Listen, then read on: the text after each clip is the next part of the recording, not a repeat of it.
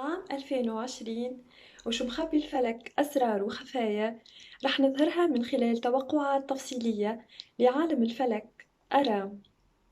رح نبدأ بتوقعات فلكية عامة نظهر فيها تأثير الكواكب الرئيسية ضمن أشهر العام، وننتقل لتوقعات تفصيلية بحسب يوم الميلاد، ورح نختم توقعاتنا للعام الجديد بأهم الفترات الزمنية الإيجابية والسلبية بمختلف المجالات. نبدأ بأهم حدث فلكي ضمن العام الجديد: تواجد الكواكب الرئيسية زحل والمشتري وبلوتو طوال أشهر العام بآخر بيوت الخارطة الفلكية في برج الجدي.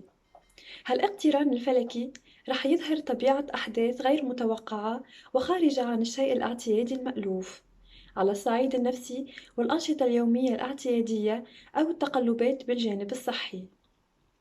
كوكب المشتري رح يظهر توسع إيجابي بفرص التواجد ضمن أنشطة فكرية غامضة، تبحر بالغيبيات، والانجذاب لعالم السحر والخيال والعلوم الفلسفية.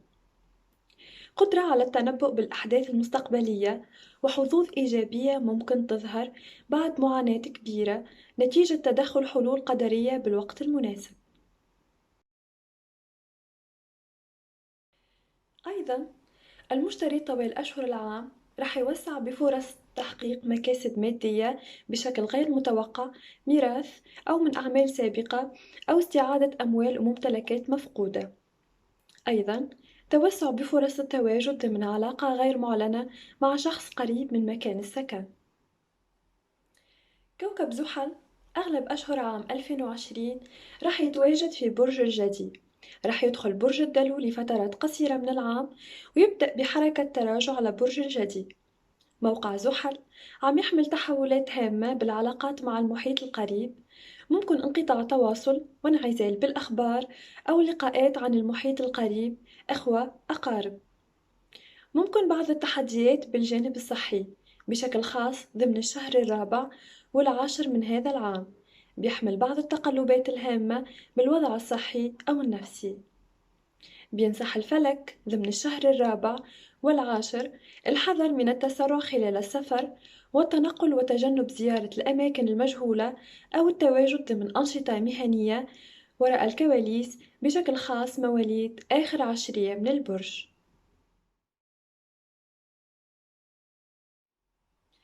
كوكب الخيال والإلهام نبتون تأثيره ضمن أشهر العام عم يظهر بالجانب المالي في برج الحوت طوال أشهر العام، عم يظهر غموض بطبيعة مصادر الدخل المالية وعدم القدرة على تحقيق استقرار إيجابي طويل الأمد. ضمن عام 2020 اتصالات نبتون إيجابية رح تمنح مواليد برج الدلو القدرة على توظيف الخيال والإلهام الفكري بإيجاد حلول علاجية صحية لتحقيق استقرار مالي. الفرصة متاحة للاستفادة المالية من استثمارات عقارية، من ميراث، أو تحقيق مكاسب من ارتفاع أسعار عقارات. تحول إيجابي بمصادر الدخل لمن يعمل بالمهن المرتبطة بالعلاجات الطبية والمستشفيات أو التعامل مع مؤسسات بعيدة عن أماكن السكن. تركيز نبتون طوال أشهر العام رح يظهر بالشكل الأكبر لمواليد ثاني عشرية من البرج. كوكب التغييرات الغير متوقعة أورانوس في برج الثور طوال أشهر العام بحركة تقدم وتراجع، عم يظهر تحولات هامة على الصعيد العائلي والعلاقات الأسرية، علاقة الأب والأم، أو الأنشطة اللي بيتم فيها داخل مكان السكن أو الأشخاص اللي بيشاركوا مساحة السكن. هالجوانب معرضة للتقلبات وعدم الاستقرار ضمن أشهر العام. ممكن تحولات إيجابية تظهر بتوسع بمساحة السكن أو شراء منزل جديد، أو ممكن تاخذ هالتحولات طابع سلبي الأثر. بشكل خاص الجزء الثاني من العام ممكن يظهر تغير بالوضع الأسري القائم أو مكان السكن لمواليد أول أسبوع من البرج، تركيز أكبر بهالجوانب ضمن أشهر العام. رح ننتقل هلأ أصدقائي لتوقعات أكثر دقة. بنبدأ بمواليد 20 21 يناير كانون الثاني. عام 2020 عم يظهر تحولات بطبيعة العلاقة مع الأصدقاء والتفاعل ضمن الأنشطة الجماعية، اللي بتتطلب روح المشاركة والتعاون.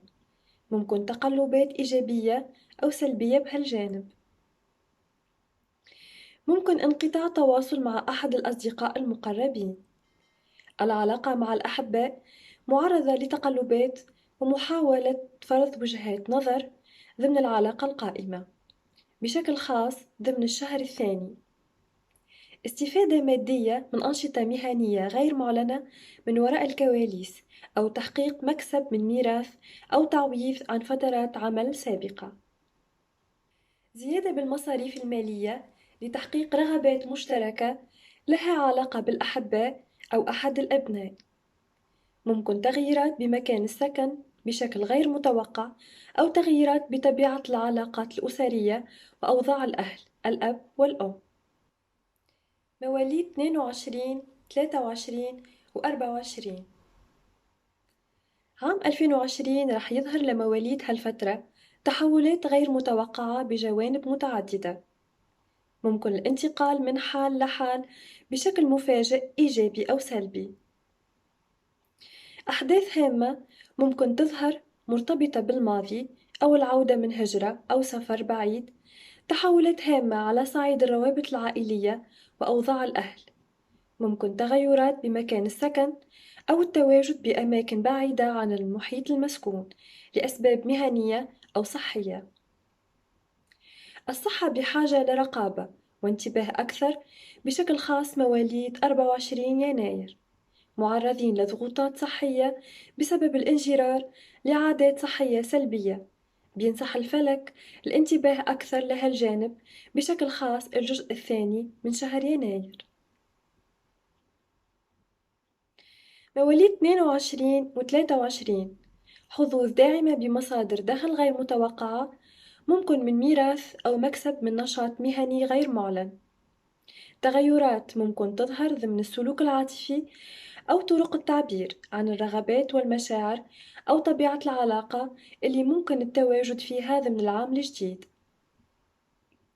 الأفضل دراسة أي فرصة عاطفية ممكن تظهر أكثر من الشكل المعتاد لتجنب متاعب ممكن تواجهها بالمستقبل. مواليد 25 و 26 يناير، تحولات هامة ضمن عام 2020 على الصعيد الشخصي الفكري، أو إضافة تغييرات على الشكل الخارجي، قصة شعر أو تغيير طريقة اللباس. طاقة فكرية عالية وقدرة على التنبؤ بما هو جديد من أفكار خلال إتمام أنشطة مهنية أو دراسية. بعض التقلبات بطبيعة العلاقة مع الأصدقاء، ممكن التعرض لخداع أو خيانة من أحد الأصدقاء المقربين. بينصح الفلك الحذر من التلاعب بمشاعر الآخرين. ممكن التهور بالتواجد ضمن علاقات عاطفية عابرة بسبب خسارة عاطفية مفاجئة. الجانب المالي عم يظهر زيادة بمصادر الدخل مع زيادة المصاريف لتحقيق رغبات عاطفية مرتبطة بالشريك أو لها علاقة بأحد الأبناء. مواليد 27 28 و 30 يناير، أهم تحولات عام 2020 رح تظهر بالجانب المالي والانشغال بتأمين مصادر دخل ثابتة ومستقرة. الحظوظ داعمة لتحقيق مكاسب من أنشطة مهنية غير معلنة أو خلال العمل ضمن مؤسسات مرتبطة بالجانب الصحي. تطور إيجابي بالأنشطة المهنية اللي بتتطلب التواجد بوسط معزول عن المحيط المسكون. فرصة كبرى للاستفادة من استثمار عقاري، بناء سكن، أو التعاملات المالية المرتبطة بهالجانب. فرصة للحصول على مكسب مالي من ميراث. مواليد 28 يناير، تحول هام يتعلق بأوضاع الأم.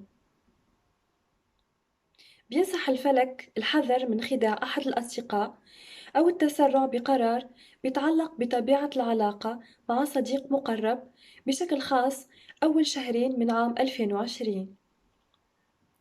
مواليد 29، فرصة إيجابية لبدء نشاط دراسي أو دورة تدريبية. تحسن إيجابي بطبيعة العلاقة وأوضاع أحد الأخوة. مواليد 30 و 31 يناير، تحولات هامة بالأنشطة الفكرية الدراسية، نقل المعرفة، اللغة والتواصل أو التعامل مع وسائل النقل وأجهزة التواصل من خلال عمل أو عمليات تجارية، بيع وشراء. تقلبات بطبيعة العلاقة والتواصل مع الإخوة والمحيط القريب من السكن. ممكن تظهر بعض الخلافات لأسباب لها علاقة بأحداث من الماضي. بينصح الفلك عدم التسرع خلال توقيع أوراق قانونية هامة ممكن تعطيلات أو زيادة مصاريف لها علاقة بالتعامل مع وسائل النقل أو أجهزة التواصل. فرصة لمكسب مالي من مصدر غير معلن أو بشكل غير متوقع ضمن الشهر الثالث.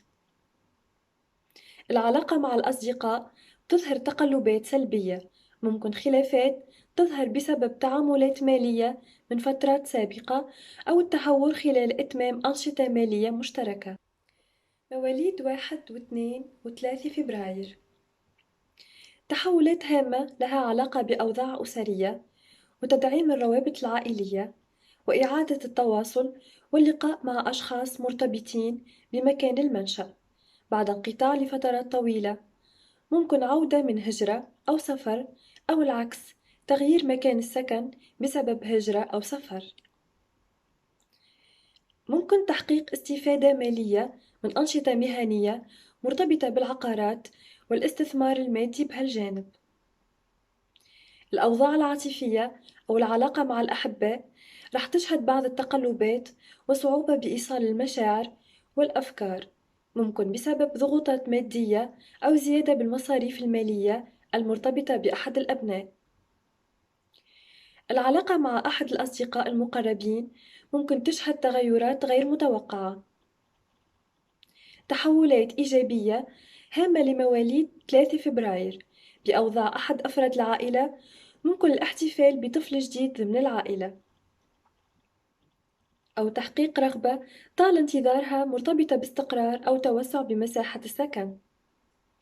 الجانب السلبي لمواليد 3 فبراير ممكن يظهر بالأنشطة العاطفية، ممكن إنهاء تواصل عاطفي أو الانشغال الفكري بمسائل لها علاقة بأحد الأبناء.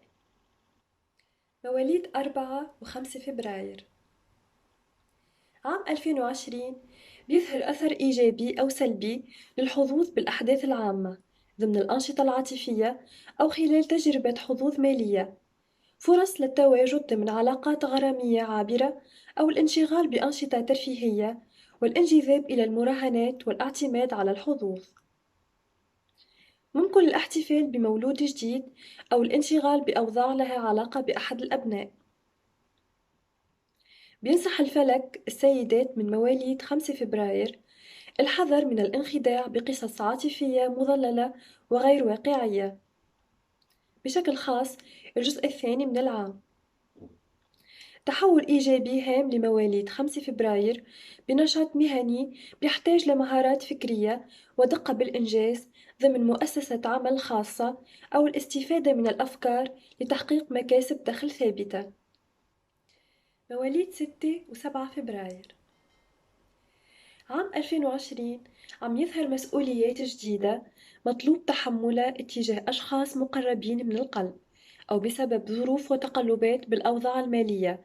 ممكن بعض التقلبات ضمن مؤسسات عمل خاصة أو العمل ضمن أنشطة مهنية لها طابع مساعدة واهتمام بالآخرين. الجانب الصحي بحاجة إلى رقابة وانتباه أكثر، بشكل خاص اللي عم بيعاني من مشاكل بمنطقة المعدة أو أمراض جلدية أو روماتيزم ممكن تتفاعل بشكل أكبر. طبيعة هالأمراض ضمن العام الجديد، الأفضل الانتباه أكثر للنظام الغذائي واستشارة طبيب مختص بحال ظهور أعراض غير اعتيادية. أيضًا عام 2020 بينصح الفلك الانتباه من التعرض لمخالفات قانونية أو الدخول في مواجهة مع مؤسسات قضائية، بشكل خاص مواليد 7 فبراير. مواليد 8 و9 فبراير، فرص إيجابية ضمن العام الجديد للاستفادة من أنشطة مهنية اللي بيتم القيام فيها داخل مكان السكن أو الاستفادة المالية من الاستثمار بالعقارات وتحولات هامة بهالجوانب. تحولات هامة على صعيد الشراكات العاطفية أو المالية. مواليد 8 فبراير، العلاقة مع الشريك ممكن تخضع لبعض التغيرات ومحاولات فرض السيطرة والتحكم بقرارات الشريك. ممكن تظهر ضغوطات وردات فعل غير متوقعة، بشكل خاص نهاية شهر أغسطس آب وضمن الشهر العاشر. مواليد 9 فبراير، فرص إيجابية لتحقيق رغبات مشتركة مع الأحباء. ممكن الاحتفال بمولود جديد أو تحقيق رغبة متعلقة بهالجانب. أيضا مواليد 9 فبراير، حظوظ إيجابية داعمة بالأنشطة المهنية الحكومية أو الأعمال اللي بتتطلب إجراء مقابلات وشرح أفكار أو مواجهات. توسع بالأنشطة المشتركة وفرص للقاءات مع أصدقاء مقربين من القلب.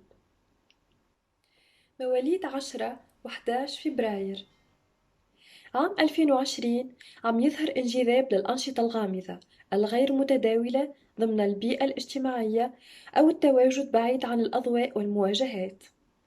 فرص للتواجد ضمن علاقة عاطفية غير معلنة أو ممكن إنهاء علاقة من الماضي حملت متاعب وضغوطات نفسية ضمن أشهر عام 2019. فرصة للاستفادة المالية من شراكة عاطفية أو ميراث أو التعامل مع مؤسسات قروض وبنوك. بعض الصعوبات ممكن تظهر لضبط المصاريف اليومية. حظوظ مالية إيجابية لمن يعمل بأنشطة مهنية تتطلب دقة بالإنجاز أو تواجد بأماكن بعيدة عن المحيط المسكون، مستشفيات أو مختبرات طبية أو الأعمال المرتبطة بالمؤسسات الأمنية. ممكن ترقيات مهنية بهالجوانب. نشاط أكبر بين الأصدقاء وحماس لأفكار اللي بتتطلب تعاون وتفاعل أو الأنشطة الترفيهية المشتركة. مواليد 12 و 13 فبراير، عام 2020 عم يظهر تحولات هامة على الصعيد الفكري والمعتقدات الروحية. قوة حدس والقدرة على التنبؤ بالتطورات اللي ممكن تظهر بفرص سفر أو تحولات على الصعيد الدراسي الأكاديمي أو إجراء عقود وأوراق قانونية هامة. ممكن تغيرات غير متوقعة بأوضاع عائلية أو مكان السكن، انتقال أو سفر. الاستفادة المادية من أنشطة مهنية غير معلنة من خلال أنشطة فكرية أو أعمال بتتطلب تواجد بأماكن بعيدة عن التجمعات المسكونة. الجانب العاطفي رح يظهر تحولات هامة ضمن العلاقة وحل خلافات أو إنهاء متاعب عاطفية قائمة. بشكل خاص مواليد 12 فبراير معرضين لتحول هام بهالجانب. حظوظ إيجابية لأعمال اللي بتتطلب شراكة وتعاون وتوسع بدائرة المعارف القريبة من الأصدقاء. مواليد 14 و 15 فبراير، عام 2020 بيظهر تقلبات بالأوضاع المهنية العامة. ممكن التنقل ضمن أكثر من عمل والاستفادة من مهارات فكرية بتدعيم الأوضاع الوظيفية. فرصة إيجابية لمواليد 15 فبراير للحصول على ترقية مهنية وزيادة بمصادر الدخل الغير معلنة أو الاستفادة من استثمار أموال من أعمال سابقة.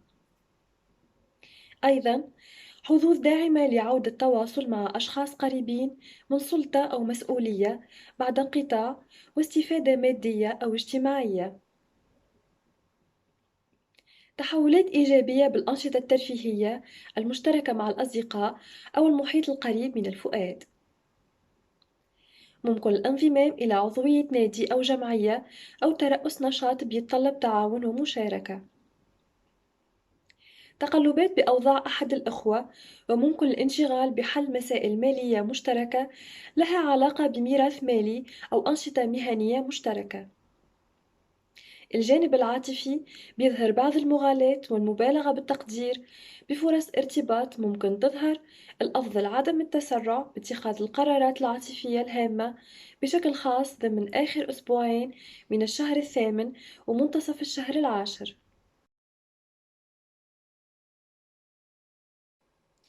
مواليد 16 17 و 18 فبراير. عام 2020 بيحمل الكثير من الرغبات والأمنيات. توسع بالأنشطة المشتركة اللي بيتم القيام فيها ضمن مجموعات عمل، أنشطة ترفيهية أو مهنية. توسع بدائرة المعارف من الأصدقاء. تقلبات غير اعتيادية بطبيعة الأصدقاء اللي ممكن يظهرها خلال أشهر العام. بينصح الفلك مواليد 17 فبراير الحذر من التعرض لخداع مالي بأنشطة مشتركة مع أحد الأصدقاء، أو من خلال الانضمام إلى عضويات نادي أو جمعيات معرضين للتضليل بهالجوانب. تحول عاطفي إيجابي لمواليد 16 فبراير. ممكن بدء علاقة عاطفية جديدة أو تحقيق رغبة مشتركة مع الأحباء ضمن العلاقة القائمة. تحول إيجابي هام بالجانب المتعلق بالأبناء. ممكن الاحتفال بمولود جديد أو الدخول بالحمل للسيدات بشكل خاص مواليد 18 فبراير. فرصة إيجابية للتحول بهالجانب. عام 2020 أيضاً عم يحمل تحولات هامة بالأنشطة الفكرية الدراسية أو الانضمام والتواجد بدورة تدريبية. حظوظ إيجابية لتحقيق رغبة مادية مرتبطة بوسائل نقل أو أجهزة تواصل. استفادة مالية من أعمال مرتبطة بنقل المعارف والأفكار أو التعامل مع مؤسسات نقل ومواصلات. مواليد 18 فبراير فرص ضمن العام الجديد لتحقيق مكاسب مالية غير متوقعة، أو استعادة أموال وديون من الماضي، أو الاستفادة من ميراث عقاري.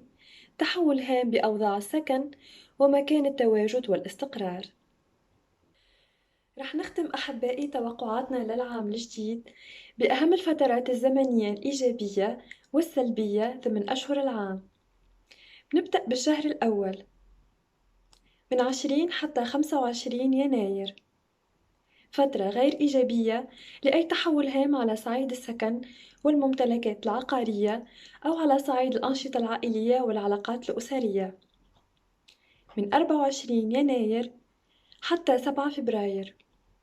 مصادر دخل مالية غير متوقعة من ميراث أو تعويض، أو فترة مناسبة لاستعادة أموال من أعمال سابقة، مع زيادة بالضغوطات المالية المرتبطة بالأحباء أو أحد الأبناء.